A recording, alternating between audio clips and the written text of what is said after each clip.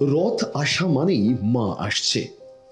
রথ উৎসবের আবহ চারিদিকে, আর এরই মাঝে বাংলার কলকাতার বিভিন্ন জায়গায় শুরু হয়ে গেছে খুঁটি পুজোর হিড়িক। ঢাকুরিয়ার শহীদনগর সার্বজনীন দুর্গোৎসব এদিন তাদের খুঁটি পুজোর দিয়ে পুজোর শুভারম্ভ করে ফেললেন। এইবারের ভাবনা গর্বের ৭৫-এ জীবন স্রোত, অর্থাৎ দেখতে দেখতে ঢাকুরিয়ার শহীদনগর সার্বজনীন দুর্গোৎসব তাদের ৭৫ বছরে এই বছর পা রাখছে। তাই জন্যই এবারের ভাবনা তারা রেখেছেন জীবন স্রোত। সমগ্র পরিকল্পনায় রয়েছেন শিল্পী শঙ্কর পাল, প্রতিমা শিল্পী হিসেবে রয়েছেন নবকুমার পাল। স্বাভাবিকভাবেই এইবারের ভাবনা, এবারের বিষয় একটু হলেও ব্যতিক্রমী। জীবন স্রোত, সমাজের বিভিন্ন স্রোতকে তুলে ধরা হবে।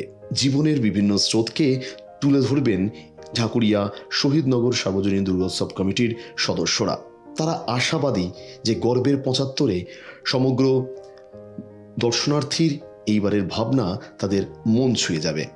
কি বললেন যুগ্ম সম্পাদক জয়বন্ধু মুখার্জি, আমরা শুনব।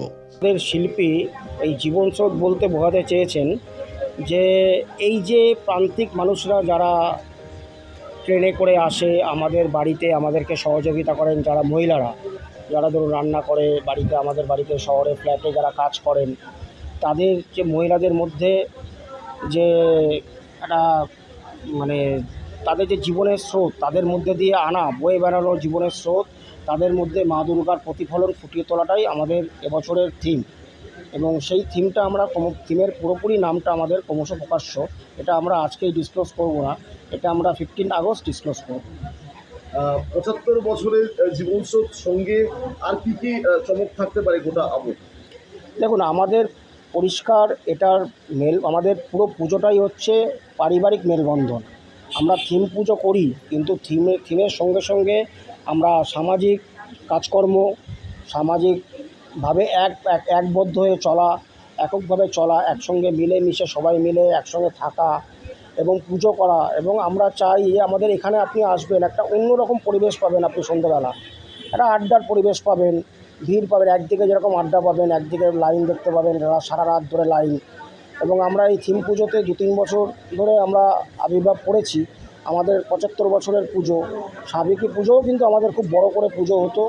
এবং আমরা পুজোর সময় আশা করছি যে অন্তত 10,000+ প্রত্যেক দিন ক্রাউড হবে। আমি সবসময় একটা উদাহরণস্বরূপ ক্লাব, তার কারণ আমি সবসময় বলি যে ওরা যেভাবে গুছিয়ে একটা ক্লাব সংগঠন করে, এটা অন্যান্য ক্লাব সংগঠনের ওদের থেকে শেখা উচিত। তো তার কারণ একটা ক্লাবকে ছোট থেকে কী করে বড় করা যায়, শহীদ স্মৃতিসংঘ তার উদাহরণ। আর দুর্গাপুজোর কথা যদি বলতে হয় তাহলে নিশ্চয়ই এটা বলবো যে আজকে আর এটা বলে লাভ নেই, বাঙালির শ্রেষ্ঠ উৎসব, এটা পৃথিবীর অন্যতম একটা শ্রেষ্ঠ উৎসব। এবং এই উৎসবটা যতটা না পুজো, উমা তার বাপের বাড়িতে আসছে, আমরা যারা বাপের বাড়ির লোক তারা নিশ্চয়ই ওই 4-5টা দিন আমরা সানন্দে এবং সপরিবারের সকলকে নিয়ে আনন্দে ব্রতী হই, এটাই কাম্য। তার কারণ মেয়ে তার বাপের বাড়িতে আসছে, আমরা সবাই তাকে নিয়ে আনন্দ ফুর্তি করি। কিন্তু তার থেকেও বড় কথা, বিগত কয়েক বছরে এই পুজোগুলো কলকাতা তথা ভারতবর্ষের যেখানেই পুজো হোক না কেন, সারা বাংলার দুর্গাপুজো এমন একটা পর্যায়ে পৌঁছেছে যেটা এখন আর দুর্গাপুজো বলে যতটা না পরিগণিত হয়, তার থেকে বেশি পরিগণিত হয় আর্ট ফেস্টিভ্যাল হিসেবে। গর্বের ৭৫ জীবন স্রোত সমগ্র পরিকল্পনায় রয়েছেন শিল্পী শঙ্কর পাল। শঙ্কর পালের অভিব্যক্তি শুনুন। আমরা করি প্রায়, আমরা ধরুন এবছর ৭০-৭৫ দিন আগে থেকেই কাজটা শুরু করব। আর আমরা প্রত্যেকেই জানি যে জীবন স্রোতটা কী, কিন্তু দেখার ভঙ্গিমাটা হয়তো এক একজন এক এক রকমভাবে তার জীবনটাকে নিয়ে দেখে। তো এখানে আমি ঢাকুরিয়া স্টেশনটায় যখন প্রথম এই ক্লাবে আসি, ঢাকুরিয়া স্টেশনটায় নামি, এবং সেখানে একটা মহিলাদের একটা সংগ্রাম এবং তাদের এই মানে স্টেশনটাকে কেন্দ্র করেই আমার বিষয়। এবং সেখান থেকেই এবার ভাবনা চিন্তা গড়ে ওঠে যে জীবন স্রোত। দেখি এবার 80টা দিন বাকি আছে, এবং জীবন স্রোতে নিশ্চয়ই আমরা সবাই বইব একসাথে, যাতে ৭৫ বছরের স্রোতটা ভালো হয়। মণ্ডপ আর মাতৃ প্রতিমার মধ্যে সাদৃশ্য তো থাকবে। হ্যাঁ, নিশ্চয়ই। মানে আমরা যেরকম শুধু যে আজকে দুর্গা পুজো, মানে মা দুর্গাকে দেবী হিসাবে এখানে অধিষ্ঠিত হবে, এবং তাকে যে 4 দিন আমরা যেভাবে পুজো করি, সমাজের প্রত্যেকটা মহিলাকেও আমরা এবার শহীদনগরে দেবী হিসেবে দেখতে চলেছি। আমি এটুকুনি বলবো এখন আমাদের কাজের মধ্যে। আর আমার সঙ্গে এবছর প্রতিমাটি করছেন মৃৎশিল্পী নবকুমার পাল। নবদের হাত দিয়ে নিশ্চয়ই শহীদনগরে একটা সুন্দর, মানে মা সুলভ প্রতিমা আমরা দেখতে পাবো, এবং যেটার মধ্যে একটা জীবন স্রোত বয়ে যাবে।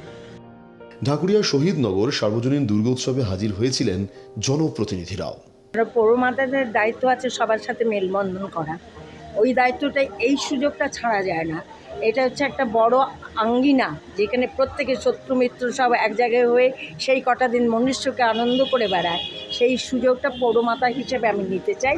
আমি সেইভাবে তাদের কাছে এসে মেলবন্ধনে একত্রিত হবার চেষ্টা করি, সবার কাছে পৌঁছবার জন্য। খুঁটি পুজো, রথের একটা আবহ চলছে, একটা উৎসবের কোথাও কাউন্টডাউন শুরু হয়ে গেছে। হ্যাঁ, অলরেডি হয়ে গেছে, মানে আগে ধারাবাহিকভাবে চলে আসছে। আগামীকালের উল্টো রথ, আগামী রথের ধারাবাহিক একটা চলছে। এটাতে একটা বিরাট মানুষের যে কোথাও হারিয়ে যায়নি, কোথাও, কারণ নানা রকম কারণ চলছে, যে কারণে অশান্ত পরিবেশও হয়ে উঠেছে। সেখানে তারা এই যে ছোট ছোট উৎসবগুলো এসে মানুষকে একটা আনন্দের জায়গায় নিয়ে আসে, সাময়িকভাবে তারা একটা দুঃখের হাত থেকে একটা আনন্দের ভেতর মিশে সবার সাথে একত্রিত চলতে পারছে। এটা বিরাট একটা জায়গা। ঢাকের বাদ্যি, পুরোহিতের মন্ত্রধ্বনি সবকিছু মিলিয়ে এবং এর পাশাপাশি মহিলাদের উপস্থিতি সবকিছু মিলিয়ে ঢাকুরিয়া শহীদনগর সার্বজনীন দুর্গোৎসব খুঁটি পুজোর মাধ্যমে তাদের পুজোর কাউন্টডাউন এনারা শুরু করে দিলেন। অপেক্ষা আর মাত্র কটা দিনের। জীবন স্রোত কতটা দর্শনার্থীর মন ছুঁয়ে যায় এখন সেটাই দেখার। ব্যুরো রিপোর্ট, বাংলার পালস টিভি।